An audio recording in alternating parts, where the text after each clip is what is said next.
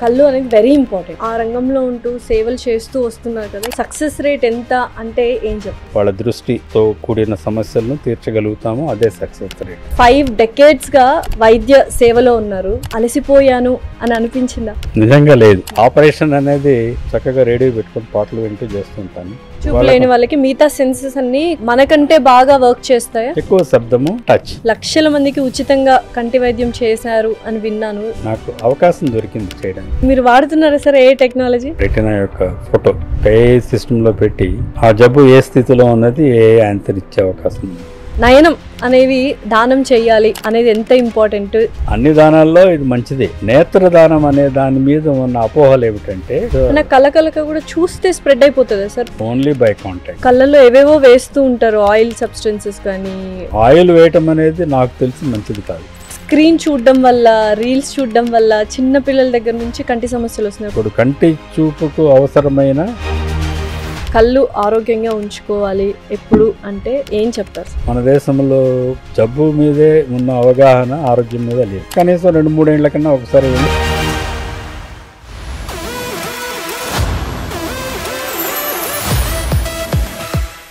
Hello everyone, welcome to legends program in Suman TV.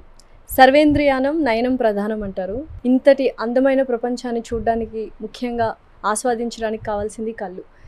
అటువంటి కళ్ళను ఒక 5 దశాబ్దాలుగా చాలా మంచిగా ప్రతి ఒక్క పేషెంట్ని దగ్గర నుండి చూసి కంటి వైద్యం అందిస్తూ తన వైద్య సేవలతో 5 దశాబ్దాలుగా ఎంతోమందిని ఆదుకున్నారు, కాపాడారు. అండ్ ఇంతటి అందమైన ప్రపంచాన్ని చూసేలా చేశారు. He is none other than Pushpagiri eye hospital director, chairman K Vishwanath garu. ఆయన మనతో పాటే ఉన్నారు. ఆయన అడిగి మరిన్ని విశేషాలు కళ్ళ గురించి అండ్ అలాగే ఆయన పర్సనల్ జర్నీ గురించి తెలుసుకుందాం. నమస్కారం డాక్టర్ విశ్వనాథ్. నమస్తే అండి. ఎలా ఉన్నారు? బాగున్నానండి. అసలు 50 years అంటే 5 decadesగా వైద్య సేవలో ఉన్నారు. ఎప్పుడైనా అలసిపోయాను అని అనిపించిందా? నిజంగా లేదు. వైద్య సేవలో లేదు. మిగిలిన జీవితంలో అప్పుడప్పుడు అలసిపోయినాము అనిపించుతుంటుంది, కానీ అది ఒక దేవుడు ప్రసాదించిన వరము, పితృదేవతల ఆశీర్వాదం అనుకుంటాను. ఎందుకంటే యాక్చువల్లీ ఎప్పుడైనా నాకు కొంచెం ఆందోళనకరంగా ఉన్న, టెన్షన్ ఉన్నా కూడా పేషెంట్లు చూస్తుంటే అన్నీ మర్చిపోతాం. ఆపరేషన్ అనేది చాలామంది అడుగుతుంటారు మా కొలీగ్స్, సార్ మీరు ఆపరేషన్ చేస్తూ చక్కగా రేడియో పెట్టుకొని పాటలు వింటూ చేస్తుంటాను. అవునా? రేడియో పెట్టుకుంటూ పాటలు వింటూ ఆపరేషన్ చేస్తాను. చేస్తున్నప్పుడు ఆ పర్సన్కి కూడా రిలాక్సేషన్ ఉంటుంది, నాకు రిలాక్సేషన్ ఉంటుంది. అన్ని యోగాల్లో అది కూడా ఒక యోగా అనుకుంటాను, యోగా పద్ధతి అనుకుంటాను నేను. అంతే. సో ప్రతి ఒక్క పేషెంట్ కానీ పర్సన్ కానీ కళ్ళు అనేది వెరీ ఇంపార్టెంట్ ప్రతి ఒక్కరికి. సో దాన్ని ఇన్ని ఇయర్స్ నుంచి మీరు ఆ రంగంలో ఉంటూ సేవలు చేస్తూ వస్తున్నారు కదా, ఎప్పుడైనా అప్స్ అండ్ డౌన్స్ చూసుంటారు. సక్సెస్ రేట్ ఎంత అంటే ఏం చెప్తారు? ఆపరేషన్స్ సక్సెస్ రేటు ఎలా మనం డిఫైన్ చేద్దాం, అది ముఖ్యం.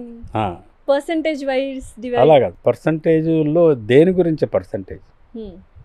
సక్సెస్ అనేది ఎలా ఉంటుందంటే, ఒక వ్యక్తి ఒక సమస్యతో వచ్చాడు, ఆ సమస్యను మనం పరిష్కారం చేస్తాం, ఎంతవరకు చేయగలం అనేది వైద్య సేవలో ఎప్పటికీ ఉంటుంది. పూర్తిగా ఫర్ ఎగ్జాంపుల్ అసలు చూపు లేకుండా వచ్చారనుకుందాం, బొత్తిగా 2 కళ్ళలో, లోపల ఉన్న జబ్బును బట్టి మేము చేసే సేవ బాగానే ఉంటుంది, మేము చేసే వైద్యం బాగుంటుంది. కానీ జబ్బుతో కలిసిన కొన్ని లోపల ఉన్న సైన్స్ అంటాం, సిమ్టమ్ డ్యామేజ్ ఉండవచ్చు.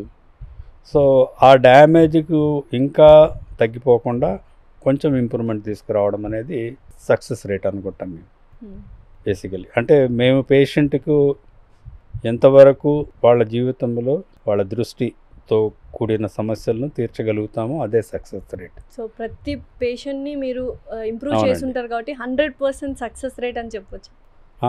అంటే ఈచ్ ఇండివిజువల్ ఆ వచ్చిన సమస్యను, కొన్ని సమస్యలకి వాటిని పూర్తిగా నయం చేసే మార్గాలు లేవు ఇంతవరకు కొన్ని. అందుకే మనం దృష్టి అంటున్నాం కాబట్టి, దృష్టితో కూడుకున్నది అంధత్వం. అంధత్వం అంటే బొత్తిగా ఏమీ లేని అని అనుకుంటారు. అది కూడా అంధత్వంలో కూడా కొంతవరకు ఇబ్బందితో ఉన్న, అంటే వి కాల్ డిజేబుల్మెంట్. ఇప్పుడు ఒక వ్యక్తి తనంతట తను పని చేసుకోగలుగుతున్నాడా, తనకున్న చూపు అతని జీవిత విధానానికి సరిపోతుందా, అనేది ఒకటి ఇంపార్టెంట్. సో అంధత్వానికి గల అన్ని కారణాలు చూసుకుంటే కొన్ని వాటిని యాక్చువల్లీ మేము అంటే వైజ్ఞానికంగా కూడా స్టడీ చేసినప్పుడు కూడా కొన్ని కారణాలను తిరిగి పూర్తిగా వాళ్ళకి చూపు తీసుకురాలేని ఉంటాయి. So treatable, curable, untreatable, preventable, ఇలా మనం అన్నిటిని విశదీకరించుకోవాలి. సో 50 ఏళ్ల క్రితం మీ వైద్య వృత్తిని స్టార్ట్ చేశారు సార్. సో ఇప్పుడు ఉన్న మెడికల్ ఫెసిలిటీస్ కానీ అప్పుడున్న మెడికల్ ఫెసిలిటీస్ కానీ ఎలా డెవలప్ అవుతూ వచ్చింది మీ కళ్ళ ముందు? 50 ఏళ్ళ నుంచి అంటున్నారు కాబట్టి 50 రెట్లు మారిపోయి ఆధునికంలో చాలా చాలా వాటికి ఇదివరకు మేము వైద్యం చేయలేని వాటికి కూడా కొంత ఆధునిక పరికరాలతో కొంతవరకైనా చూపు తీసుకొచ్చే అవకాశాలు ఉన్నాయి. సార్ మీ లైఫ్ స్టోరీలో కానీ మీ జర్నీలో కానీ ప్రొఫెషనల్ జర్నీలో ఎవరికైనా అంటే బ్లైండ్ పర్సన్కి కళ్ళు ఇచ్చిన సందర్భాలు, కళ్ళు వచ్చిన సందర్భాలు ఉన్నాయి, చూపు వచ్చిన సందర్భాలు చాలా మంది ఉన్నారా? అంతే. అంటే ఇప్పుడు మీరు కళ్ళు లేని అంధత్వం ఉన్న వాళ్ళలో నేను చెప్పాను కదా, కొన్నిటికి అంతే ఉంటుంది, వాళ్ళకి అదే చెబుతాం, అయ్యా నీకున్న జబ్బుకి ఇంకా రాదు కంటి చూపు పోయిన చూపు రాదు, ఇంకా చూపు తగ్గకుండా కాపాడగలిగిన కొన్ని సమస్యలు ఉంటాయి కంట్లో. కొన్ని హెరిడిటరీ అంటాం, వంశపారంపర్యంగా వచ్చిన జబ్బులకి ఇంతవరకు వైద్య సదుపాయం అంటే వాటిని ఏం చేయలేవు, జెనెటిక్ మాడ్యులేషన్స్ చేయాలన్నమాట. వాళ్ళ వంశంలో ఉన్న ఆ రోగ సమస్య, కంటి రోగ సమస్యలో ఒక జీన్ ఉంటుంది, ఆ జీన్ని మనం మాడిఫై చేయాలి. దానికి ఇప్పుడు కృషి జరుగుతుంది. దాంతో వంశపారంపర్యంగా వచ్చే జబ్బుల్ని నిరోధించవచ్చు. Okay, got it. సో అలాగా కొన్ని ఇలా మనం అన్నీ అనుకుంటూ వెళ్ళాలన్నమాట. ప్రివెంటబుల్, క్యూరబుల్, ట్రీటబుల్, అన్ట్రీటబుల్ అయిన వాటికి మనము నీ చూపు ఇంతేనయ్యా, కానీ నీ చూపుకి తగినట్టు నువ్వు నడుచుకోగలగాలి, దానికి రీహాబిలిటేషన్ అంటాం. ఓకే, అది కూడా చాలా ఇంపార్టెంట్ సమస్య. ఓకే, సో ఏంటి సార్ ఆ రీహాబిలిటేషన్లో పేషెంట్ కానీ కంటి చూపు లేని వాళ్ళు, కంటి చూపు మందగించిన వాళ్ళు ఎలా ఉండాలి? అలాగా రీహాబిలిటేషన్ చేయవలసినవి అంటే దృష్టి పూర్తిగా పోయి వాళ్ళని, ఒకటి పూర్తి అంధత్వం, అసలు ఏమీ కనిపించకపోవడం, వెలుతురు చీకటే కూడా తెలియదు వాళ్ళకి. సార్ అలాంటి వాళ్ళు మీ దగ్గరకు వచ్చినప్పుడు, కంటి వైద్యులు కాబట్టి అసలు కంటి చూపే లేని వాళ్ళు మీ దగ్గరకు వచ్చినప్పుడు వాళ్ళ బాధలు ఎక్స్ప్రెస్ చేస్తూ ఉంటారు కదా, ఎటువంటి బాధలు ఎక్కువగా చెప్తూ ఉంటారు అండ్ మీరు ఎలా రెస్పాండ్ అవుతూ ఉంటారు వాటికి? మొదటిది వచ్చి వాళ్ళని మనము వాళ్ళ బాధలు అర్థం చేసుకోవాలి. నీకు ఊరికే రాదుపోమని చెప్పడం కాదు, వాళ్ళని చూసి నీ సమస్య ఏమిటి, నువ్వు అంటే అది ఏ వయసులో వచ్చారు, ఎంత దీర్ఘకాలం జబ్బులో ఏ స్టేజ్లో వచ్చారు, ఇవన్నీ కూడా మేము గమనించి ఇంకా ఆ సమస్యను మనం ఎలాగో ఎదుర్కోలేము కాబట్టి మీరు ఇలాగే ఈ జీవితం గడపడానికి కొన్ని నేర్చుకోవాలని చెబుతాం. ఫర్ ఎగ్జాంపుల్ పూర్తిగా చూపు లేని వాడికి మొదటి ఇంపార్టెంట్ థింగ్ ఏమిటి, నడవగలిగాలి, మొబిలిటీ. దానికి కూడా కొంతమంది వాళ్ళకి ఉన్న మనోధైర్యం ఉండకపోవచ్చు, మనోధైర్యంతో కొంతమంది వాళ్ళతో వాళ్ళు కొన్ని నేర్చుకొని ఉంటారు. అంటే మనము టెక్నికల్గా మాట్లాడకుండా ఇంట్లోనే కొన్ని పద్ధతులు వాళ్ళు పాటిస్తూ వాళ్ళకి తెలుసు ఫలానా చోట వస్తుంది అలా నడిచేవాళ్ళు ఉంటారు. చిన్న వయసులో వచ్చారనుకుందాం పిల్లలు, వాళ్ళకి మనము వెంటనే రీహాబిలిటేషన్ ప్రోగ్రామ్ మొదలెట్టాలి. వాళ్ళకి మనోధైర్యం ఇవ్వాలి. మొదటి నేను నా జీవితం ఇంతే అసలు ఇంకా అని పూర్తి నిరాశ నిస్పృహలో ఉంటారు కదా, అలాంటి పిల్లల్ని బ్లైండ్ స్కూల్స్లో ఎక్కడైతే బ్రెయిల్ అనే లిపి నేర్పిస్తుంటారో ఆ బ్రెయిల్ నేర్చుకోవడానికి మనం ఎంకరేజ్ చేస్తాం.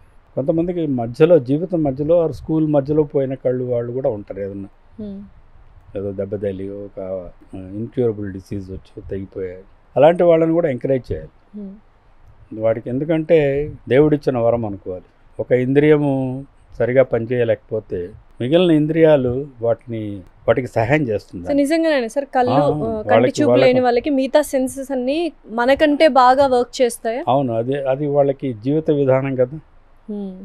వాళ్ళకి శబ్దం మీదే ఎక్కువ వాళ్ళు గ్రహిస్తారు, మాట ఎక్కువ, శబ్దము, టచ్. ఓకే, ఇవి రెండు టచ్ సెన్సేషన్ చాలా ఉంటుంది. కళ్ళు మూసుకొని వాళ్ళు ఏ వస్తువు కూడా చెప్పగలిగేంత వాళ్ళకి డెవలప్ అవుతుంది. అలాంటి వాళ్ళని మనం ఎంకరేజ్ చేసి, మీకు ఒక చిన్న ఎగ్జాంపుల్ ఇస్తాను. ఒక ఇంచుమించు 25 ఏళ్ల కిందట అనుకుందాం. ఆ అమ్మాయి వచ్చింది నా దగ్గరికి. ఆ అమ్మాయికి తన డిఫెక్ట్ తెలుసు, తన డిజబిలిటీ తెలుసు. ఎక్కువ చదువు అంటే అక్షరాలు పెద్ద అక్షరాలు అయితే తప్ప చిన్నవి కనిపించు. సో ఆ అమ్మాయి కృషితో అట్లాగే ఎలాగో ఒకలాగా బాగా చదువుకొని గ్రాడ్యుయేషన్ అయిపోయి, అప్పటి ఉమ్మడి ఆంధ్రప్రదేశ్లో ఈ ఎగ్జామినేషన్స్ ఉంటాయి, గ్రూప్ 1 సర్వీసెస్, అందులో మంచి మార్క్స్తో పాస్ అయింది. టాప్ ర్యాంకర్గా వచ్చింది. టాప్ ర్యాంకర్గా వచ్చినప్పుడు ఆవిడకి ఇవ్వాలి, మంచి ఉద్యోగం ఇవ్వాలి. టాప్ ర్యాంకర్ అంటే ఎక్కడో ఒక అసిస్టెంట్ సెక్రటరీ లెవెల్లోనే ఇవ్వాలి పొజిషన్. దానికి ఆవిడకి మామూలుగా ప్రతి ఎక్కడ ఉద్యోగంలో చేరాలన్నా మెడికల్ ఎగ్జామ్ చేస్తారు కదా, చేసినప్పుడు ఆవిడని గుర్తించారు. ఈవిడకి అంత ఎక్కువ చూపు లేదు, ఎలా ఉద్యోగం చేయగలుగుతుంది, కాబట్టి ఈవిడికి ఉద్యోగానికి పనికిరాదు అన్న దృష్టిలో ఉన్నారు ఉన్నతాధికారులు. అన్ఫిట్ జాబ్ అన్నట్టు. అప్పుడు ఆ అమ్మాయి నా దగ్గరికి వచ్చి, నేను అప్పట్లో సరోజిని దేవి హాస్పిటల్లో ఉంటేని professor, head of the department, almost deputy superintendent లెవెల్లో ఉంటుంది. అయితే నేనే చొరవ తీసుకొని అప్పట్లో ఉన్న చీఫ్ సెక్రటరీ గారితో మాట్లాడాను. ఏం చెప్పానంటే, అయ్యా ఇది మనం ఆవిడకి మనమే కాదు, సంఘంలో ఇలాంటి వాళ్ళందరికీ మనం సహాయం చేయాలి. అసలు గవర్నమెంట్ ఆఫ్ ఇండియా పాలసీయే అది కదా. సో దివ్యాంగులు అంటారు, దివ్యాంగులను తీసుకొని వాళ్ళకి మనం సహాయం చేయాలి. పూర్తి చూపు లేకపోతే పర్వాలేదు, చూపు కొద్దిగా ఉన్నది, ఆవిడ వినికిడి బాగున్నది, ఆవిడ మెదడు చురుగ్గా పనిచేస్తుంది, ఇంటెలిజెన్స్ అవన్నీ మనం ఉపయోగపెట్టుకోవాలి కదా. కాబట్టి ఆవిడ ఒప్పుకొని ఆవిడకి తగిన ఉద్యోగం మీరు ఇవ్వాలి. ఉద్యోగానికి అనర్హురాలు అని అనకూడదు అని చెప్పాను. మీరు ఒక సర్టిఫికెట్ ఇస్తారని, సర్టిఫికెట్ ఇవ్వడానికి నాకేం ఇబ్బంది లేదు, కానీ ఆవిడకి ఉద్యోగం ఇస్తానని మీరు మాట ఇవ్వాలి. ఆవిడకి ఇచ్చారు. ఆవిడ ఇప్పుడు కమిషనర్ ఆఫ్ రోడ్ ట్రాన్స్పోర్ట్స్ ఉద్యోగంలో ఉంది అప్పట్లో చేరి.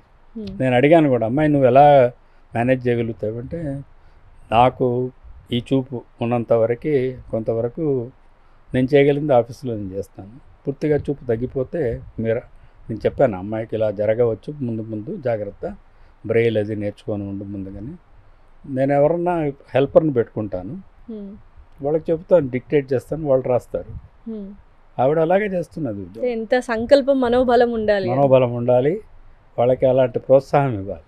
అంటే ఇప్పుడు వైద్యం అనేది చాలా ఖరీదుగా మారిపోయింది, కానీ అప్పట్లోనే మీరు లక్షల మందికి ఉచితంగా కంటి వైద్యం చేశారు అని విన్నాను. ఏంటి సార్ ఆ స్టోరీ? నాకు ఉన్న దేవుడిచ్చిన అవకాశము, సరోజిని దేవి ఆసుపత్రిలో నా 35 ఏళ్ల సర్వీసులో అక్కడ ఇంచుమించు నాకు అవకాశం దొరికింది చేయడానికి. ఎందుకంటే అది ఉచిత వైద్య సేవా సంస్థ, కోర్స్ ఆల్సో టీచింగ్. నాది మోస్ట్ ఇది వచ్చేసేసి టీచింగ్. ఎందుకంటే మేము చదువుకునే రోజుల్లో ఉన్నంత అవకాశాలు అంటే మన దేశంలో అప్పట్లో తక్కువ ఉండేవి. మా దగ్గర ఉన్న ఆధునిక పరికరాలు అంత ఎక్కువ లేవు. మేము థియరిటికల్గా నేర్చుకున్నాము, పేషెంట్లను చూసి వాళ్ళలో వాళ్ళని ఎగ్జామిన్ చేస్తూ నేర్చుకోగలిగాము. ఇప్పుడు ఇంకా చాలా అధునాతనమైనవన్నీ వచ్చాయి. అడ్వాన్స్డ్ ట్రీట్మెంట్స్ అన్నీ వచ్చేసి, అడ్వాన్స్ ట్రీట్మెంటే కాకుండా advanced technology to diagnose. Okay, equipment వచ్చి మనం ఇక్కడే కూర్చొనేసి ఏఐ తోటి అన్ని మనం సమస్యలు తీర్చే రోజులు వచ్చాయి. ఇప్పుడు మీరు వాడుతున్నారా సార్ ఏ టెక్నాలజీ? ఏఐ పూర్తిగా వాడడం లేదని కొంతవరకు వాడుతున్నాం. కొంత రెటినా వైద్యంలో వాటిని ఎవరన్నా మాకు ఒక రెటినా యొక్క ఫోటో తీసి పంపిస్తే దాన్ని మనం ఒక ఏఐ సిస్టంలో పెట్టి ఆ జబ్బు ఏ స్థితిలో ఉన్నది ఏఐ ఆన్సర్ ఇచ్చే అవకాశం ఉంది. ఇప్పుడు అంటే మేము ప్రస్తుతంగా వాడటం లేదు, బట్ టెలి సర్వీసెస్ ఆన్లైన్ ద్వారా కొన్నిటికి సలహాలు ఇవ్వవచ్చు. సో మీకంటే బాగా ఎవరు చెప్పారు కళ్ళు అనేవి ఎంత ఇంపార్టెంట్ ఒక మనిషికి అని. సో ఆర్గాన్ డొనేషన్స్ అనేవి జరుగుతూ ఉన్నాయి, కానీ నయనం అనేవి దానం చేయాలి మన అనంతరం అనేది ఎంత ఇంపార్టెంట్. ఇప్పుడు ఈ సందర్భంగా మీరేం చెప్తారు ఆడియన్స్కి? నయనం దానం అనే దీంట్లోనే చాలా అపోహలు ఉన్నాయి. కన్ను మొత్తం గుడ్డు ఎక్కడ ప్రపంచంలో మార్చరు. లాస్య గారికి కూడా అది ఆ అపోహ ఉంటే నేను చెప్పాలి. అవును, చెప్పండి. మొత్తం కన్నుగుడ్డు మార్చరు. కన్నుగుడ్డు ఎలా మార్చగలుగుతాము అంటే మామూలుగా చూస్తాం ఈ కన్ను అనుకుంటారు. అవును, యాక్చువల్లీ మనము కన్నుగుడ్డును చూస్తే మన కనుగుడ్డు మెదడు రెండు ఒకటే. ఇంటర్ కనెక్షన్ కాదు, రెండు ఒకటే ఆర్గన్స్ నిజం చెప్పాలి.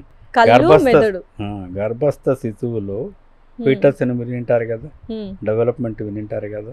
శిశువు తయారయ్యేది ఎలా తయారవుతున్నది అని మనం గమనిస్తే, శిశువు తయారయ్యేటప్పుడు మొట్టమొదటిగా డెవలప్ అయ్యేది న్యూరల్ స్టాక్ అంటాం. చిన్న ముక్కలాగా పెరుగుతుంది, ఫస్ట్ తయారవుతుంది. ఆ మొక్కకు పైభాగంలో 2 బల్బ్స్ తయారవుతాయి. ఈ మొక్క మెదడు, వెన్నపూస, ఆ 2 బల్బ్స్ కళ్ళు. అలా డెవలప్మెంట్ అవుతూ దాని చుట్టూ బోన్ ఫార్మ్ అయినప్పుడు ఆ బల్బ్స్ లాంటివి మన మెదడు చూసి, మీరు పుర్రలు చూసే ఉంటారుగా, పుర్ర చూసినప్పుడు కళ్ళలో ఉన్న ఆ మధ్య ఆర్బిట్ అంటాం. దాని లోపల ఒక రంధ్రం ఉంటుంది, ఎవరైనా గమనించారో లేదు, ఆప్టిక్ ఫొరామిన్ అంటాం. ఆ రంధ్రంలోంచి ఈ స్టాక్ నుంచి బయటకు వచ్చి అక్కడ చేరి ఉంటుంది. కాబట్టి మెదడు నుంచి కన్నును సపరేట్ చేయలేం, ఇంపాసిబుల్. చేయవలసిన అవసరం వస్తే చేస్తాం కొన్ని క్యాన్సర్స్ వాటిలో, ఎందుకంటే అది మెదడుకు పాకకుండా ఉన్నాయి. కానీ ఆ కన్నుగుడ్డు తీసేసి ఇంకో కన్నుగుడ్డు పెట్టడం అంటే జరగదు. అంటే నేను మామూలుగా కొంత వాళ్ళకి ప్రజలకు అర్థమయ్యేటట్టు ఇలా చెప్తుంటానంటే, నాకు మా కన్ను దానం చేసేవాళ్ళు ఉన్నారు, మారుస్తారని ఎవరైనా అడిగారు అనుకోండి, బాబు అది కన్ను మొత్తం మార్పిడి జరగదు, కన్ను మెదడు 2 కలిపి దానం చేసేవాళ్ళు ఎవరన్నా ఉంటే వాళ్ళని అధైర్యపరచడం కాదు, కానీ అంత కాంప్లికేటెడ్ అని చెప్పడం. అలాంటివి కూడా చేయలేరు, అంటే బోన్ను స్కల్ను పగలగొట్టి ఆ మొత్తం అంతా తీసేసి మళ్ళీ పెట్టడం లాంటిది. హార్ట్ లాగా కాదు, గుండెలాగా కాదు, లివర్ లాగా కాదు, కిడ్నీ లాగా కాదు. కాబట్టి అన్ని దానాల్లో ఇది మంచిదే నేత్రదానం. నేత్రదానం అనే దాని మీద ఉన్న అపోహలు ఏమిటంటే, ఇది కన్ను మొత్తం మార్చరు, ఏం మారుస్తారు మరి? మీ కళ్ళు మెరుస్తున్నాయి, నల్లగుడ్డు వెలుతురు వస్తున్నది, అది నలుపు అనుకుంటుంటారు మీరు బహుశా. నలుపు ఎలా అవుతుంది? అది ఒక గ్లాస్. మీ వాచ్ ఉందా? వాచ్ మీద గ్లాస్ ఉందా? వాచ్ వెనక వైట్ డయల్ ఉంటే వైట్ కలర్ వస్తుంది. అంతే, లోపల వైట్ ఉంది కాబట్టి వైట్ అనిపిస్తుంది. ఇట్స్ ఎ ట్రాన్స్పరెంట్, పారదర్శకమైన గ్లాస్. సో మనకి ఉన్న వాచ్ గ్లాస్ ఏమిటి? కన్ను గుడ్డు, నల్లగుడ్డు అనుకుంటాం, నలుపు కాదు. అదే ఇట్స్ ఎ గ్లాస్. లోపల కంటిపాప ఉంది, ఐరిస్, కంటి మధ్యలో కంటిపాప. ఐరిస్ ఏ రంగులో ఉంటే ఆ రంగు అది మనకు అనిపిస్తుంది. మామూలుగా ఏషియన్స్ వీళ్ళందరికీ, మనందరికీ ఎక్కువగా నలుపు, బ్రౌన్ ఉంటాయి కళ్ళు. యూరోపియన్స్, వెస్ట్రన్ కంట్రీస్లో ఉండే వాళ్ళకి బ్లూయిష్, గ్రీన్, ఇది ఐరిస్ కలర్. ఆ కలర్ మనం దీని నుంచి చూస్తున్నాం కాబట్టి అది నల్లగుడ్డు అనుకుంటాం. ఇప్పుడు ఈ పైన ఉన్న వాచ్ గ్లాసు, ఫర్ ఎగ్జాంపుల్, మీరు ఎప్పుడో కింద పడిపోయి ఉంటుంది, మీకు కనిపించకుండా గ్లాస్ మీద క్రాక్స్ ఉండి, ఆ తర్వాత వర్షంలో వెళ్ళి వచ్చాక దాని మధ్య భాగంలో నీళ్ళ చుక్కలు ఏర్పడి కనిపించకుండా ఫాగ్ ఫామ్ అవుతుందా? ఫాగ్ ఫార్మ్ అయినప్పుడు మీరు టైం చూసుకోలేరు కదా. అలాగే ఈ ట్రాన్స్పరెంట్ గ్లాస్కి కూడా కార్నియా అనేది వెరీ హైలీ ట్రాన్స్పరెంట్ స్ట్రక్చర్. దేవుడు చేసిన అద్భుతమైన సృష్టి. అది ఏం చేస్తుంది? అది కాన్వెక్స్ ఇలా ఉంటుంది కాబట్టి అది కన్వర్ట్ చేసి మనకు లోపల ఇంకోటి ఉంటుంది, ఇలాంటిదే ట్రాన్స్పరెంట్ లెన్స్ అంటాం. అది కూడా అవన్నీ కలిపి వెనక మన కెమెరా లాగా, ఇప్పుడు మనం కెమెరాలో చూస్తున్నామంటే కెమెరా మొత్తం భాగం అంతా మన కంటి కెమెరా అది 60 డయాప్టర్స్ రఫ్లీ, దాని కాన్వెక్స్ లెన్స్ మెజర్మెంట్ చెబుతుంది. ముందు భాగం ఎక్కువ ఉంటుంది, 43 డయాప్టర్స్ ఈ కార్నియా. సో ఇవన్నీ కలిపి ఒక ఫిజిక్స్ సింపుల్. మీరు నన్ను చూస్తుంటే నా ఇమేజ్ మీ రెటీనా మీద పడి ఉంటుంది. అది వెనక ఆప్టిక్ నర్వ్ ద్వారా మెదడులో వెనక భాగానికి సిగ్నల్స్ పంపిస్తే అది మెదడులో ఇక్కడ మళ్ళీ ఇమేజ్, ఇక్కడ ఇన్వర్టెడ్ ఇమేజ్ను అది మళ్ళీ స్ట్రైట్ ఆన్ చేసుకుంటుంది, కన్వర్ట్ చేసుకునేసి ఇదేదో ఇమేజ్ వచ్చింది, పలానా అమ్మాయి ఇమేజ్ ఉంది, ఈ ఇమేజ్ని మళ్ళీ కంటి మన మెదడు ముందు భాగానికి సిగ్నల్స్ పంపిస్తుంది. ఎంత దేవుడు ఎంత సృష్టించాడో చూసారా? దృష్టి మనకి ఇచ్చేది ఒక కెమెరా ఇచ్చాడు, ఒక కార్డ్ ఇచ్చాడు. కెమెరా వచ్చేసి హార్డ్వేర్, అది ఒక వెనక పరదా మీద, రెటీనా మీద ఒక ఇమేజ్. వీళ్ళు ఇప్పుడంతా అన్ని, ఆ రోజుల్లో ఫిల్మ్స్ వచ్చేటి, ఇవంతా ఇప్పుడంతా అప్పుడు ఓన్లీ కెమెరాస్ అంటే బ్లాక్, ఇది మొత్తం ఫిల్మ్ లోపల అవన్నీ ఉండేది. ఇప్పుడంతా టెక్నాలజీ డెవలప్ అయిపోయింది, మనం మాట్లాడుతుంటే డైరెక్ట్గా టెలివిజన్లో కూడా వెళ్ళిపోతుంది. సో అలాగా వెళ్ళిపోయింది. దేవుడు ఎందుకు ఇచ్చాడంటే కెమెరా ఇక్కడ ఇచ్చి వెనక దానికి ఒక ఇది సాఫ్ట్వేర్ పెట్టి ఆ సాఫ్ట్వేర్ని ఇంప్రూవైజ్ చేసి దానికి ఒక జ్ఞానం ముందు వైపు ఇచ్చాడు. ముందు నుంచి వెనక్కి వెళ్ళి మళ్ళీ ముందుకు వస్తుంది. అంత దృష్టి కాంప్లికేటెడ్. కాబట్టి ఈ నల్లగుడ్డే కాకుండా ఈ ట్రాన్స్మిషన్లో కార్డు, మెదడులో ఏదన్నా జబ్బు ఉన్నా, ముందు భాగంలో దాన్ని గ్రహించే శక్తి తగ్గిపోయినా, ఇవన్నిటికీ కలిపి మొత్తం కలిపి మనకు దృష్టి వస్తుంది. ఓకే. ఇప్పుడు మళ్ళీ మీ మొదటి ప్రశ్నకే వస్తాం. ఫాగ్ వస్తుందన్నారు కదా, ఫాగ్ వచ్చిన తర్వాత ఏం చేస్తారు? రిపీటెడ్గా దాన్ని గట్టిగా రుద్దితే ఫాగ్ పోతుంది. పోకపోతే ఏం చేసుకుంటారు? వెళ్ళి వాచ్ గ్లాస్ మార్చుకుంటాం. ఆ వాచ్ గ్లాస్ మార్చడమే మేము చేస్తాం. ఓకే. ట్రాన్స్పరెన్సీ పోతుంది కొంతమంది. వయసు మీరిన వాళ్ళకి అటువంటి సమస్యలు. కార్నియా అనేది మెయింటైన్ అవుతుంది ట్రాన్స్పరెంట్ త్రూ ఆఫ్ లైఫ్. దానికి ఏదైనా జబ్బు చేసి చిన్నప్పుడు దెబ్బలు తగిలి కంటి మధ్యపాపలు, అదే కార్నియా మధ్య భాగంలో పుండ్లు అవుతాయి. మన దేశంలో చిన్నపిల్లల్లో అప్పట్లో ఇంకా చాలా కాలం కిందట జరిగితే కళ్ళకళ్ళకు వచ్చేసి పుండ్లు అని ఇవి అమ్మవారు స్మాల్ పాక్స్, చికెన్ పాక్స్, వాటి మీద నల్లపాప మీద కూడా మధ్య కళ్ళకళ్ళక కూడా చూస్తే స్ప్రెడ్ అయిపోతుంది సార్ ప్రతి ఒక్కరికి, అందరూ చూస్తుంటారు. Only by contact. ఫోమైట్స్ అంటాం.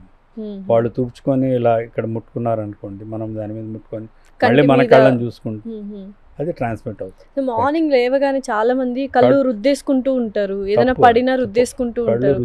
ఎంత డ్యామేజ్ అవుతుంది సార్ దానివల్ల? కొద్దిగా డ్యామేజ్ అవుతే మళ్ళీ రీజనరేట్ అయిపోతూ ఉంటుంది. Okay okay. కళ్ళు తెరిచి కంట్లో నీళ్లు పోసుకొని కడుక్కోక్కర్లేదు, అది కంట్లో ఏదైనా పడ్డప్పుడు కడుక్కోవాలి. న్యాచురల్ క్లెన్జింగ్ ప్రాసెస్ అనేది మనకు ఉంటుంది. దేవుడిచ్చిన ఇంకొక వరం కన్నీరు. కన్నీరులో లైసోజైమ్ అని ఉంటుంది, యాంటీబయాటిక్. అది కంట్లో ఎప్పుడైనా అలా ఈ వాతావరణంలో క్రిములు నా కంట్లో చేరినా కూడా అది దాన్ని కన్నీళ్ళ ద్వారా కన్నీరే దాన్ని బయటికి పంపించేస్తుంది. అయితే చాలా అదే పుసి కట్టడం అనేది. ఓకే. సో చాలామంది కళ్ళల్లో ఏవేవో వేస్తూ ఉంటారు, ఆయిల్ సబ్స్టెన్సెస్ కానీ ఈ విస్కాసిటీ ఉన్న ఎక్కువ ఫ్లూయిడ్స్, అవి కరెక్టేనా? మనం ఆయిల్ వేయటం అనేది నాకు తెలిసి మంచిది కాదు. అంటే ఇప్పుడు ఆయుర్వేదంలో కొన్ని వైద్యాల్లో వాళ్ళు వాడేవి కాంపౌండ్స్ ఉంటాయి, అవి కూడా నాకు తెలిసి అంత మంచిది కాకపోవచ్చు. ఇక్కడ నాకు ఆయుర్వేదం గురించి తెలియదు, వాళ్ళ కాన్సెప్ట్ ఏమిటో నాకు తెలియదు. నల్లగుడ్డు అనేది చాలా సెన్సిటివ్ పార్ట్, కార్నియా అందాం దాన్ని. శుక్ల ఆ పటలానికి మనము ఏం చేయకూడదు. సో దాన్ని మనము కొద్దిగా స్క్రాచ్ చేసినా కూడా, కొద్దిగా పడింది అనుకోండి, ఒక దుమ్ము రేణువు పడినా కూడా రెప్పలు మళ్ళీ అదొక ప్రొటెక్షన్ మెకానిజం. మన రెప్పలే మనం అనిమేషులం కాదు, అనిమేషులు దేవతలు. వాళ్ళు కళ్ళి రెప్పలు వాళ్ళ కదలవాటు. మనకు ప్రతి 10 సెకండ్లకి రెప్పలు మీకు తెలిసినా తెలియకపోయినా మూసుకుంటూ తెరుచుకుంటూ ఉంటాయి. ప్రొటెక్షన్ అంటే అవి షీల్డ్ లాగా పనిచేస్తాయి. షీల్డ్ లాగా 2 రకాలుగా. ఇప్పుడు ఈ వాతావరణం అనుకుందాం, మనం ఈ రూమ్లో కూర్చున్నాం, ఇందులో ఉన్న వాతావరణం తేడాల వల్ల మన కళ్ళు డ్రై అవ్వచ్చు. లైట్స్ కానీ లైట్ వల్ల కొద్దిగా. సో వీటన్నిటిని ఆ కన్నీరుని రెప్పలు కదిలినప్పుడు కన్నీరు దాని మీద ఫ్లో అవుతుంది. ఇటుపక్క పై భాగంలో కన్నీరు స్రవిస్తుంటుంది, వెనక కంటి పై భాగంలో. అది ఎలా చిన్న పొరలాగా కంటి మొత్తం గుడ్డు పైన ఏర్పడి ఆ కన్నీరు మన ముక్కు భాగంలో కన్ను కొలికి ఉంది కదా, కొలికలోంచి అక్కడ చూసుకున్నారంటే మీరు రెప్పలాగే చిన్న రంధ్రాలు ఉంటాయి రెప్పల పైన. ఆ రెప్పల్లో నుంచి ఈ భాగంలో నుంచి ముక్కులోకి వెళ్ళి ఎవాపరేట్ అయిపోతుంది కన్నీరు. కన్నీరు అనేది 24 గంటలు స్రవిస్తూనే ఉంటుంది, బ్రతికి ఉన్నన్ని రోజులు. సో అప్పుడప్పుడు కన్నీళ్లు కార్చడం, ఇప్పుడు ఎక్కువ పడ్డది అనుకోండి, కంటికి ఒక మెసేజ్ వెళుతుంది నరాల ద్వారా, అదేదో కంట్లో పడ్డది, మామూలుగా ఉన్న కన్నీరు దాన్ని బయటికి త్రోరలేకపోతున్నది అని చెప్పి కన్నీరును ఎక్కువ స్రవించమని ఆజ్ఞయిస్తుంది మెదడు. ఎక్కువ తయారవుతుంది, అది వాష్ చేస్తుంది. ఎమోషనల్ వల్ల కూడా కంట్లో నీళ్ళు ఎక్కువ వస్తాయి. కంట్లో నీళ్లు స్రవిస్తాయి కానీ ఆ చిన్న రంధ్రం నుంచి ముక్కులోకి పోవు కాబట్టి బయటకు వచ్చేస్తాయి. సార్ మామూలుగా అప్పట్లో అంత టెక్నాలజీ లేదు, అన్ని స్క్రీన్స్ లేవు, మొబైల్స్ లేవు, డెస్క్టాప్స్ లేవు, ఇప్పుడు ఎక్కువైపోయాయి. సో స్క్రీన్ చూడడం వల్ల, రీల్స్ చూడడం వల్ల చిన్న పిల్లల దగ్గర నుంచి కంటి సమస్యలు వస్తున్నాయి. ఒకప్పట్లో కంటి సమస్య అంటేనే ఓల్డ్ పీపుల్కే వస్తూ ఉంటాయి అన్న ఒక అపోహ, కానీ అదొక వాస్తవం కాడి ఉన్నింది. కానీ ఇప్పుడు చిన్న పిల్లలకు కూడా మొత్తం కంటి సమస్యలు వస్తున్నాయి, సైట్ ప్రాబ్లం అవుతుంది. మన ఐసైట్ని కాపాడుకోవాలి, హెల్దీగా మన కళ్ళను ఉంచుకోవాలి అంటే ఎటువంటి మార్గాలు కానీ హ్యాబిట్స్ కానీ మనం అనుసరించాలి? స్క్రీన్ చూడడం ఏం తప్పేం కాదు. ఫస్ట్ మనము తదేకంగా దేన్ని కూడా అలాగే చూస్తూ ఉంటే మన రెప్పలు మూసి తెరవడం అనేది కొంత ఫ్రీక్వెన్సీ తగ్గుతుంది. తగ్గుతుంది. దాన్ని ఇలా చూస్తుంటాం కదా. సో నార్మల్ ఫ్రీక్వెన్సీ వల్ల క్లియర్ ఫిల్మ్ ఫ్లో అవుతూ ఉంటుంది. తదేకంగా చూస్తే బయట ఉన్న అట్మాస్ఫియర్ వల్ల ఎవాపరేట్ అయిపోతుంది. ఓకే.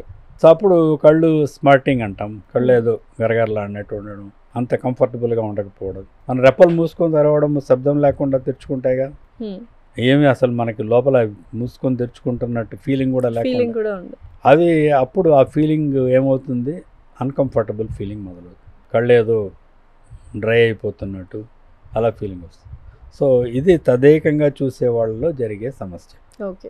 సో అది తదేకంగా అంటే స్క్రీనే చూస్తుంటారు తదేకంగా, ఏ వస్తువైనా. సో డ్రై ఐస్ అయిపోతాయి, డ్రై అవుతూ ఉంటుంది. కాబట్టి కళ్ళు మూసుకొని కాసేపు అదొకటి బయట ఉన్న డ్రైనెస్ కారణం నేను చెప్పాను.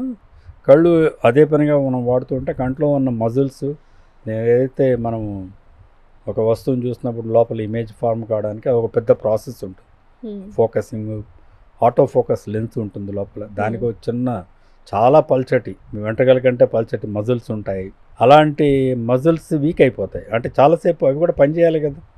మనం ఎక్కువసేపు పనిచేస్తే ఎలాగైతే శారీరకంగా అవి ఇదవుతాయో అలాగే దానికి కూడా కొంత రెస్ట్ ఇవ్వాలి. కాబట్టి తదేకంగా చూస్తున్న ఉద్యోగాలు కానీ ఏమన్నా ఉన్నా కూడా ఓ మధ్యలో ఒక అరగంట గంటప్పుడు ఓ 5 నిమిషాలు 10 నిమిషాలు కళ్ళు మూసుకుంటే వాటికి రెస్ట్ ఇస్తుంది, మళ్ళీ పని చేసుకోవచ్చు. సో ఇవన్నీ కలుపుకొని కంప్యూటర్ విజన్ సిండ్రోమ్ అంటాం. ఒకటేమో డ్రై అయిపోవడం, ఇంకోటేమో కంటి లోపల ఉన్న మజిల్స్, అకామిడేషన్ మజిల్స్ ఉంటాయి, సిలియరీ మజిల్స్, వాటికి రెస్ట్ ఇవ్వాలి. ఇస్తూ చేస్తూ ఉంటే మీరు దానివల్ల ఇబ్బంది ఉండదు, దానికి రెస్ట్ ఇచ్చినట్టు ఉంటుంది. అందుకే కదా చాలా మటుకు మీరు కూడా చూస్తుంటారు, ఎక్కువసేపు కూర్చోకండి, లేచి మధ్యలో గంట లేచి 10 నిమిషాలు నడవండి మళ్ళీ. ఇవి జనరల్గా శారీరకానికి సంబంధించిన రికమెండేషన్. ఇట్లాగా కన్ను చూస్తూ ఉండడం, తదేకంగా చూడడం మంచిది కాదు. కంటి చూపు అనేది ఇప్పుడు కంటి చూపుకు అవసరమైన కళ్ళజోడు అవసరం ఉంటే వేసుకొని చూడాలి. కళ్ళజోడు అన్నారు కాబట్టి ఇప్పుడు చాలామంది ఏంటంటే కొంచెం ఐసైట్ ఉంటుంది వాళ్ళకి, షార్ట్ సైట్ కానీ లాంగ్ సైట్ కానీ, అప్పుడప్పుడు కంటద్దాలు తీసేస్తూ ఉంటారు. అప్పుడు కళ్ళు వాటికి అడ్జస్ట్ అవుతుంటాయి, మళ్ళీ అద్దాలు పెట్టుకున్నప్పుడు వీటికి అడ్జస్ట్ అవుతుంటాయి. ఈ అడ్జస్ట్మెంట్లో ఏమైనా ఐకి డ్యామేజ్ అయ్యే సూచనలు ఉన్నాయి? ఏమీ ఉండదు. కళ్ళజోడు తీసేయడం అనేది ఎందుకు చేస్తున్నారు అది కనుక్కోవాలి. ఊరికి ఏదైనా పార్టీకి వెళ్ళినప్పుడు కళ్ళు జోడు పెట్టకూడదు, కాస్మెటిక్ అంతే, ఈస్థెటిక్స్ అనుకోండి, ఈస్థెటిక్ కోసం చేస్తుంటారు అంతేగాని కళ్ళజోడు వేసుకోవడం ఇష్టం లేని వాళ్ళు చాలా మంది ఉన్నారు సంఘంలో, ముఖ్యంగా మహిళలు. నిజం చెప్పాలంటే అంటే ఏమనుకోకండి, పర్లేదు సార్. సో కళ్ళజోడు వేసుకోకుండా చూపు బాగుండే మార్గాలు చాలా ఉన్నాయి. కాంటాక్ట్ లెన్సులు ఉన్నాయి, ఇంకా లాసిక్ సర్జరీ వచ్చేసింది. ఇంకా చెప్పాలంటే రిఫ్రాక్టివ్ సర్జరీ అంటాం మేము, అన్ని కలుపుకొని మొత్తం. అంటే కళ్ళజోడు వేసుకోవాల్సిన సమస్య కంటి ఫిజికల్ ఆస్పెక్ట్. అది కర్వేచర్ ఎక్కువ ఉండవచ్చు, లెంత్ ఎక్కువ ఉండదు. కన్ను ఎంత మొత్తం అంతా కలిపిన 2.5 సెంటీమీటర్స్ అంతే, ఇక్కడి నుంచి అక్కడికి 2.5 సెంటీమీటర్లు ఉన్న కంట్లో ఎక్కువ పొడుగ్గా ఉంటే ఏదో ఒక డిఫెక్ట్ వస్తుంది, షార్ట్ సైట్ అంటే. కర్వేచర్ ఎక్కువ ఉన్న షార్ట్ సైట్ వస్తుంది. ఇవన్నీ పుట్టుకతో వస్తాయి. కన్ను, ముక్కు, పెదమలు అన్నీ, హార్ట్ సైజ్, ఇవన్నీ there all determined hereditary. So మన కళ్ళు ఆరోగ్యంగా ఉండాలంటే ఎటువంటి ఫుడ్ మనం తీసుకోవాలి? ఫుడ్ అనేది మామూలుగా తీసుకునే ఫుడ్ సరిపోతుందండి. లోపభూయిష్టమైన ఫుడ్స్ ఏవి అంటే చిన్నప్పుడు అవసరం ఉన్నది వైటమిన్ ఏ, రెటీనాలో బాగా పనిచేయడం. అది కూడా 10 సంవత్సరాల లోపు చాలా డిఫెక్టివ్గా ఉందనుకుందాం. వైటమిన్ ఏ అసలు వాళ్ళు సరిగా వాళ్ళ ఆహారంలో లేకుండా దృష్టిలో, అప్పుడు రెటీనాలో వాళ్ళకి నైట్ బ్లైండ్నెస్ అనేది రావచ్చు, నల్లగుడ్డు పైన తెల్ల మచ్చలు రావచ్చు. సో ఇవి 2 రాకుండా ఉండాలంటే వైటమిన్ ఏ ఇవ్వాలి. ఇది ఒకప్పుడు చాలా తీవ్రమైన సమస్య 30-40 సంవత్సరాల కిందట. అప్పుడు వైటమిన్ ఏ రెగ్యులర్గా అందరికీ ఇచ్చేవాళ్ళు. ఇప్పుడు ఆధునిక విజ్ఞానం డెవలప్ అయ్యి అవగాహన కూడా పెరిగింది తల్లిదండ్రుల్లో. మంచి ఆహారం ఇస్తున్నారు, పోషకాహారం, వైటమిన్ ఏ ఉన్నవి మనకు అన్నీ తెలుసు. ఆకుకూరలు, ఫిష్, ఎగ్స్, ఎల్లో ఫ్రూట్స్ ఇవన్నీ అందుబాటులో ఉన్నాయి. కాబట్టి వైటమిన్ ఏ లోపం చిన్నపిల్లల్లో అట్లీస్ట్ కొన్ని పట్టణాల్లో, మరి మారుమూల గ్రామాల్లో అయితే ఉండవచ్చు. కాబట్టి పోషకాహార లోపం వల్ల కంటి సైట్ వస్తుంది అనుకోవడం తప్పు. ఒకప్పట్లో డయాబెటీస్ అనేది చాలా తక్కువగా ఉండేది, ఇప్పుడు ఇంట్లో ఒకరికి డయాబెటీస్ అనేది కంపల్సరీ ఉంటుంది. దానివల్ల డయాబెటిక్ రెటినోపతి వచ్చే సమస్యలు ఎక్కువగా ఉన్నాయి. కంటి చూపు ఫస్ట్ మందగిస్తుంది అని విన్నాను. అది ఎలాగా అండ్ ఎలా మనం దాన్ని అవాయిడ్ చేయొచ్చు, ప్రివెంట్ చేయొచ్చు? డయాబెటీస్ ప్రతి ఇంట్లో ఒకరికి ఉంటున్నది అన్నది ఎందుకు అవుతున్నది అంటే, మామూలుగా డయాబెటీస్ మధుమేహము హెరిడిటరీ ప్రాబ్లమే. వంశంలో ఉన్న వాళ్ళలో అది ఇన్సులిన్ సెక్రేషన్ తగ్గిపోతూ ఉంటుంది కాబట్టి వాళ్ళకి ఒక జెనెటిక్గా అదొక జెనెటిక్గా డిటర్మిన్డ్ ప్రాసెస్ అనమాట. ఒక ప్రోగ్రామ్ ఉంటుంది వాళ్ళ శరీరంలో, ఫలానా వయసులో ఇన్సులిన్ తగ్గిపోతుంది. ఇన్సులిన్ అనేది మనం తీసుకునే కార్బోహైడ్రేట్స్ అంటే పిండి పదార్థం అంటాం కదా తెలుగులో. వాటిలో ఉన్న గ్లూకోజ్ని ఇన్సులిన్ అనే ఎంజైమ్ ఖర్చు చేస్తుంది. Enzyme is used for enzymatic purpose. దాన్ని మనకు అసిమిలేట్ చేయడానికి చేస్తుంది. బట్ ఇప్పుడు లైఫ్ స్టైల్ వల్ల కూడా మనకు అదే చెప్తున్నాను. ఆ ఇన్సులిన్ అనేది ప్రొడక్షన్ అనేది లైఫ్ స్టైల్ వల్ల ఈ మధ్య కొంతకాలంలో వాళ్ళకి మారిపోతుంది. ఇది ఒబేసిటీ వచ్చి శారీరక వ్యాయామం లేకుండా కొద్దిగా జెనెటిక్ మాడ్యులేషన్ కూడా జరుగుతున్నది ఇట్లాంటివి మనం ఉన్న సమాజంలో. సో ఈ జెనెటిక్ మాడ్యులేషన్ వల్ల ఇదివరకు వాళ్ళ వంశంలో షుగర్ లేని వాళ్ళకు కూడా వస్తున్నది. ఈ షుగర్ అనేది ఎప్పుడైతే ఇన్సులిన్ ఎనర్జైజ్ చేయలేకపోతున్నదో అది మనం తింటాం, మన శరీరం రక్తంలో చేరి ఉంటుంది. ఎక్కడికి పోతుంది, ఎక్కడికి పోలేదు కదా, మన మూత్రంలోంచి విసర్జించబడుతుంది. అందుకే మనం యూరిన్ టెస్ట్ చేసుకోండి షుగర్కి అంటారు కదా, మూత్రంలోంచి వెళ్ళిపోతుంటుంది. తిన్నది ఖర్చు అవ్వాలి. ఖర్చు అవ్వకపోతే ఏమవుతుంది, బ్లడ్లో ఉంటుంది, చేరి ఉంటుంది. బ్లడ్లో ఉండడమే కాకుండా బ్లడ్లో ఉన్న సెల్స్లు, రెడ్ బ్లడ్ సెల్స్, ఎర్ర కణాలు అంటాం కదా, అవి మనకు శరీరంలో అన్ని భాగాలకి ఆక్సిజన్ పంపిస్తూ ఉంటుంది. ఈ ఆక్సిజన్ పంపించేందుకు అది చేయవలసిన పని. గ్లూకోజ్ని కూడా అది తింటుంది. అది దానికి ఎప్పుడేమవుతుంది, దానికి బద్ధకం వస్తుంది, ఆక్సిజన్ సప్లై తగ్గిపోతుంది. దానివల్లే అన్ని సమస్యలు వస్తాయి. దానివల్లే కంట్లో ఉన్న రెటినాలో మార్పులు జరిగి రెటినాలో కొద్దిగా నీరు చేరడం జరిగి చూపు తగ్గుతుంది కొద్దిగా ముందు.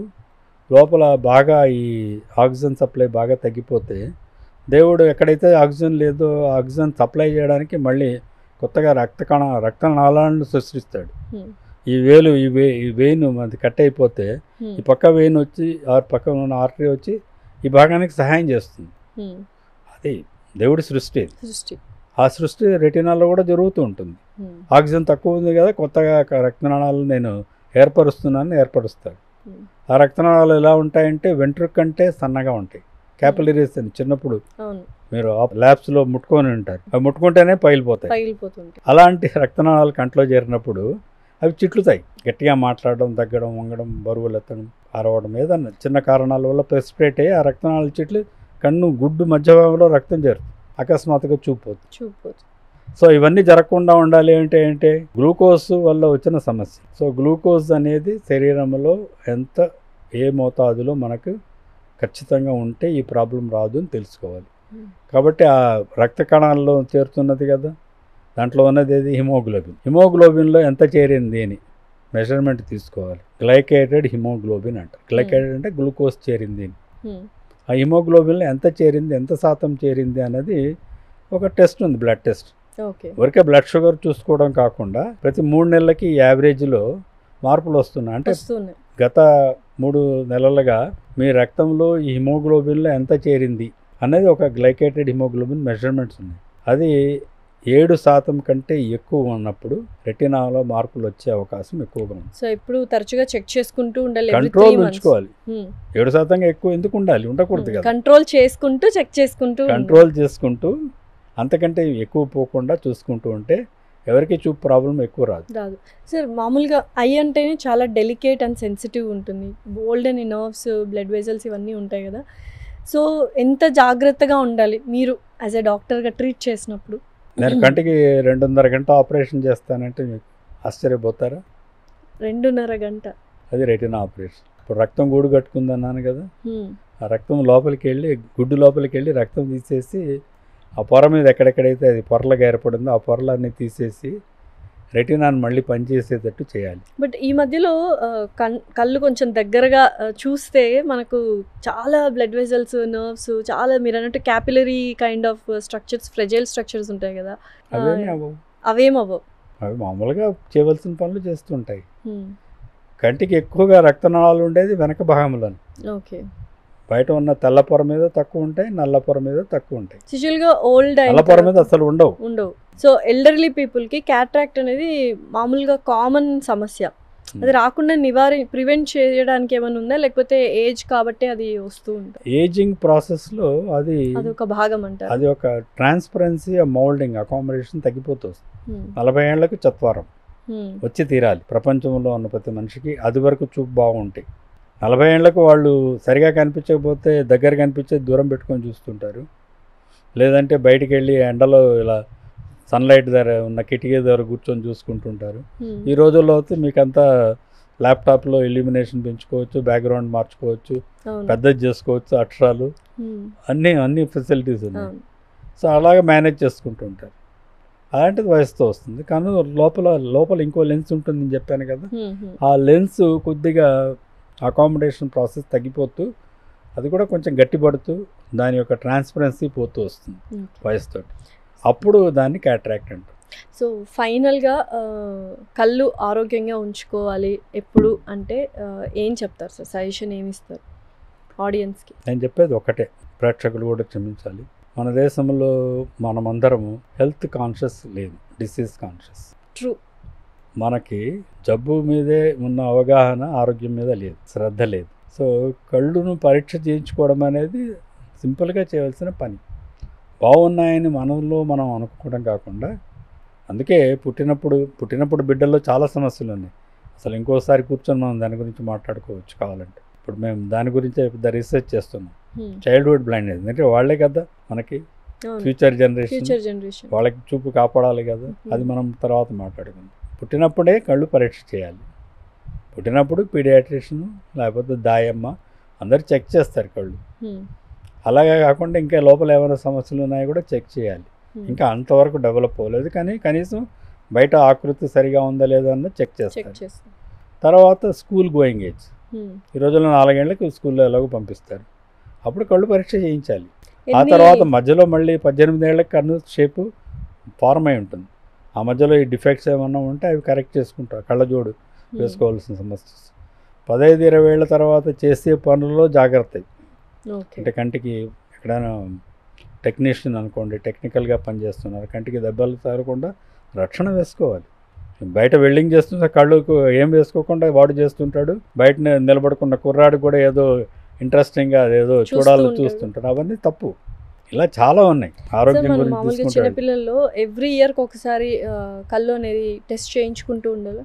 ఎవ్రీ ఇయర్ అక్కర్లేదు, మొదట చెప్పాను కదా 4 సంవత్సరాలు. మళ్ళీ కంటి డిఫెక్ట్ ఐడెంటిఫై అవుతే ఎవ్రీ ఇయర్. డిఫెక్ట్ లేకపోతే కనీసం 2-3 ఏళ్ల కన్నా ఒకసారి వెళ్ళి చూపు పరీక్ష మేము చేస్తుంటాం. స్కూల్ ఐ స్క్రీనింగ్ అదే కదా. అవును, విజన్ స్క్రీనింగే చేసేది. Okay sir. ఇప్పుడు మామూలుగా వైద్య వృత్తి అనగానే చాలా స్ట్రెస్తో కూడినటువంటిది అండ్ ఎమోషనల్ సపోర్ట్ ఉండాలి అండ్ చాలా బ్యాలెన్స్డ్గా ఉండాలి కదా.